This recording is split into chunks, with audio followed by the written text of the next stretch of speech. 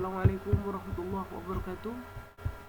Salam sejahtera bagi kita semua. Salam, Om Swastiastu, Namo Buddhaya, salam kebajikan.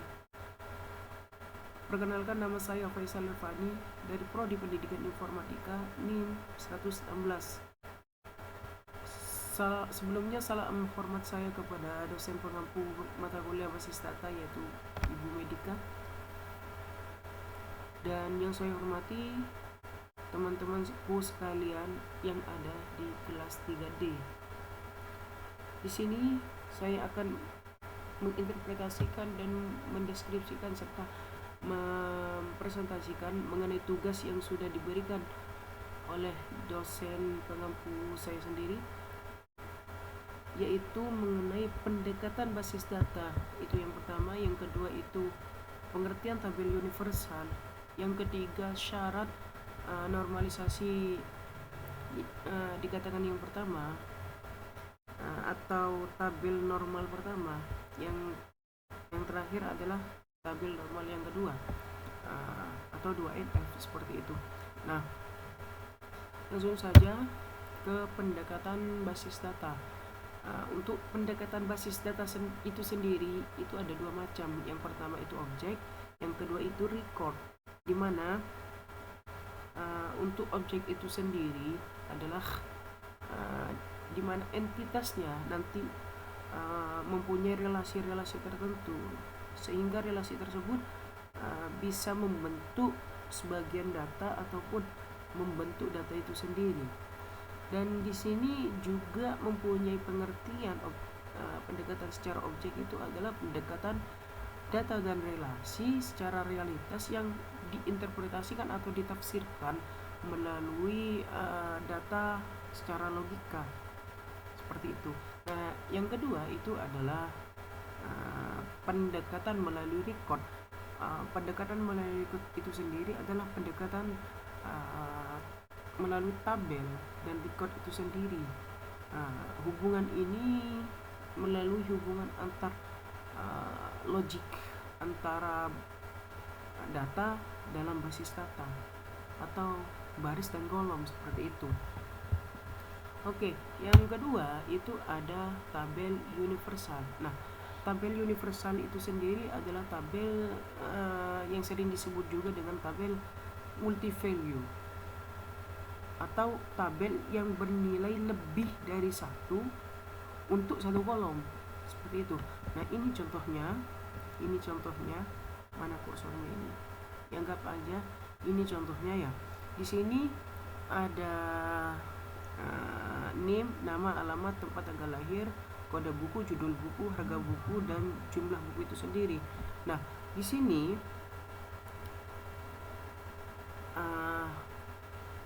atribut atau salah satu tabel dari atribut ini atau bernilai lebih dari satu.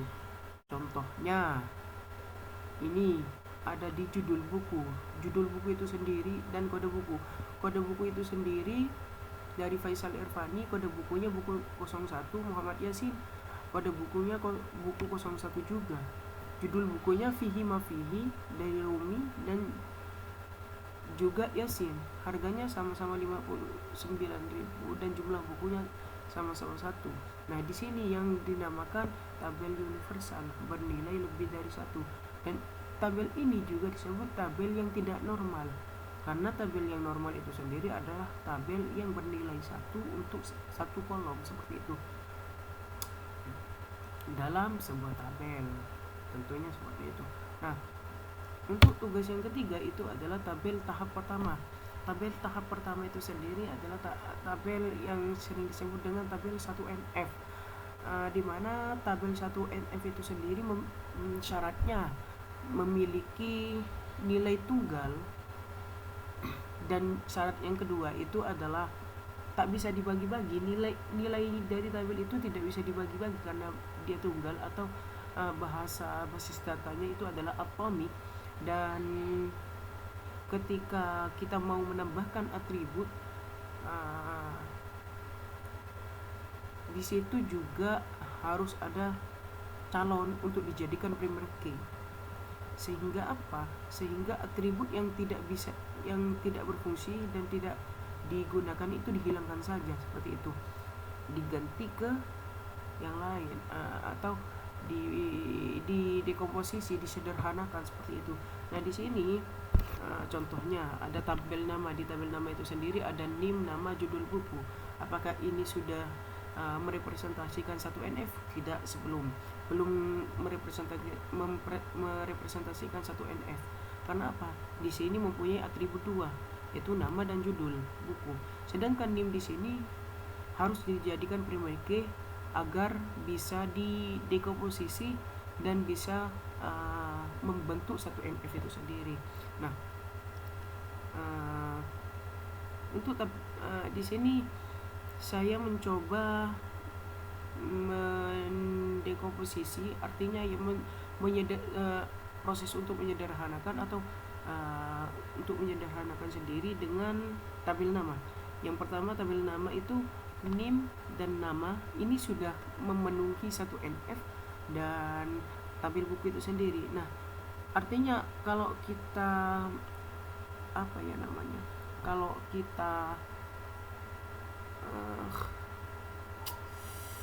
kalau kita lihat di sini, kita bisa definisikan bahwasanya satu NF, kita untuk memenuhi satu NF itu sendiri harus ada atribut satu atau atribut tunggal yang tidak bisa dibagi-bagi, sehingga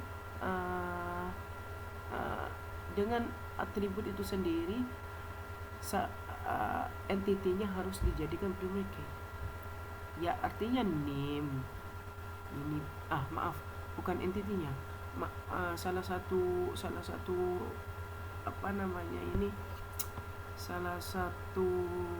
atributnya itu harus dijadikan primary key untuk mendekomposisikan itu sendiri. Dan di sini mohon maaf ada salah pengetikan di entitinya, itu seharusnya tidak entity tapi atribut, seperti itu. Dan yang tugas terakhirnya itu adalah pendekatan tahap kedua. Nah, di sini pendekatan tahap kedua itu sendiri bahwasannya setiap atribut itu tidak tabel yang tidak diperkenankan adanya ketergantungan, fungsional dependensi. Kalau bahasa basis datanya itu fungsional dependensi, dan secara penuh kepada primary key dalam sebuah tabel. Jika hanya tergantung pada sebagai nah, syaratnya di sini ketergantungan itu harus menyeluruh di primary key, dimana kalau itu tidak menyeluruh, artinya itu hanya sebagian dari primary key, itu tidak bisa disebut dengan 2NF. Nah, maaf juga di sini mungkin saya salah pengetikan lagi, tipu lagi. Ini maksudnya harus ada ketergantungan kepada primary key, ya, seperti itu. Nah,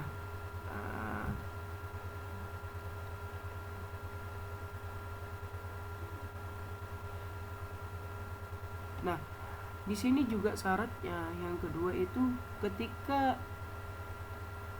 dalam suatu tabel itu tidak ada fungsional dependensi terhadap primary key, atribut itu harus dipindah atau dihilangkan untuk mendekomposisikan, seperti itu, atau untuk disederhanakan. Nah, contohnya di sini ada atribut NIM, atribut nama, atribut tanggal lahir, kode buku, judul buku, dan harga buku itu sendiri. Nah, tabel di atas itu sudah memenuhi 1 NF tapi belum 2 NF. Karena apa? NIM dan buku itu dianggap primary key, karena di sini memang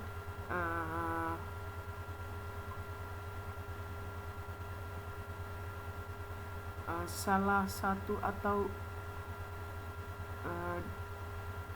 salah satu atribut atau dua macam atribut harus dijadikan